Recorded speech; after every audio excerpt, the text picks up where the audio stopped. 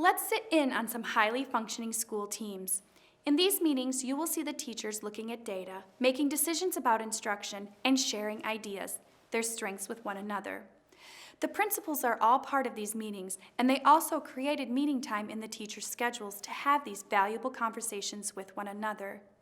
These clips are long, but they are so important, and we've included an example from all levels. You will each find many valuable tools in these clips.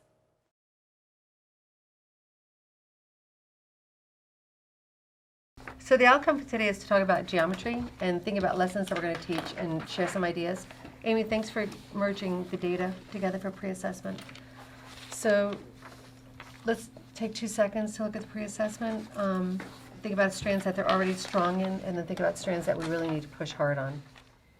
It looks like they came in, either we did a really good job with calendar math, or they came in with really strong background in identifying parallel, intersecting, and perpendicular with these in the pairs. Right. And same thing with the when they use the AB line segment. That, for the most part, they're not bad there either. Mine are. Huh? No, the first one. Yeah, but it cancels itself out with the next two. True, but presented in that format. So maybe we'll look at the format. Presented in that format, they did well. Which is something that we talked about when we were making the assessment, because we were talking about, because it's the ruler question is the one they had the trouble with.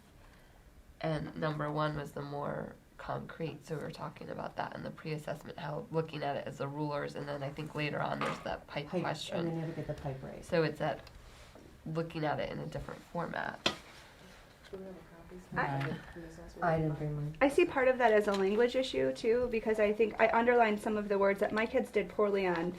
Several of the things that I think are just geometry language, parallelogram, pentagon, parallel, perpendicular, the polygon, ray. They just kind of bailed on those ones. And they were pretty cut and dry, which one is a polygon. So I think that the language caught them up as well. Congruent, I know. I had several questions about the word congruent. I don't know that they didn't see that in 3rd grade, but they just don't remember. My New whole language. class, same thing. Yeah, it's a term that was unfamiliar. Well, the vocabulary has always been a problem for our kids anyway. Right. But I think the area that I had trouble with for my kids were, they knew what line segments were, but when they put them together to make a shape, that's where they lost the concept of what line segments were. So I think that once we start putting all of those pieces together, it's going to make it a little bit more clear that, hey, this shape is made up of. Okay. So knowing that vocabulary is going to be a problem, or is a problem, or weakness, and then thinking about how we're going to go ahead and teach the unit, one of the things we're hoping to do is share some ideas about ways we can either introduce a concept or reinforce a concept. So, anyone want to jump out there first? I would love to start. Why don't you go for it? Thanks for letting me start, guys. I went last time. So when it came to my turn last time, I was like, well, everybody already said everything.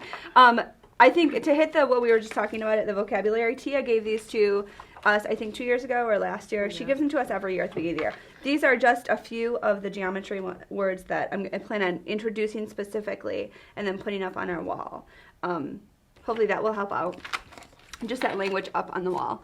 Geomi, I believe I got from Diane 2 years ago, which I love. We use it with the overhead pieces.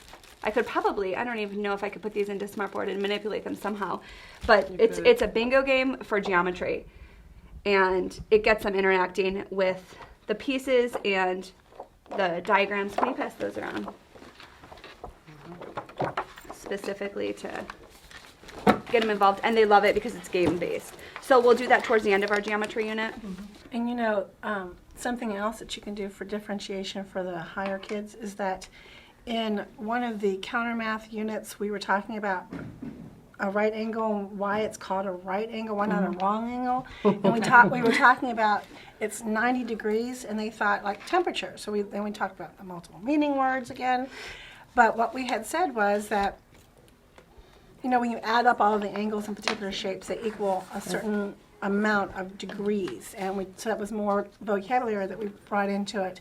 But giving them like this shape right here, they can actually try to figure out, well, you can draw a line here, and that's a triangle. We know that triangles are 180 degrees altogether. So we can kind of split that up and see with the Wiki Sticks, how many triangles can you get out of that?